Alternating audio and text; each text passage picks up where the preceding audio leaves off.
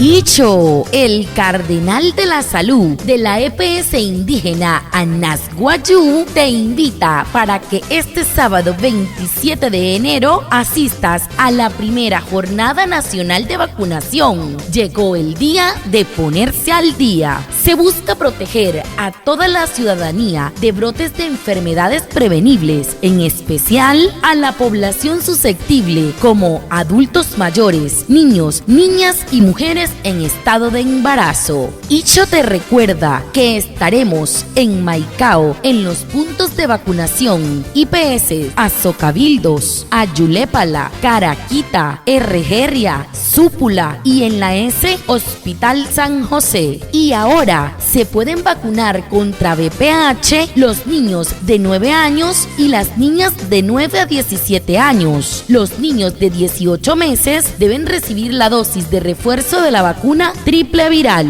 Icho te recuerda, las vacunas son gratuitas. Llegó el día de ponerse al día.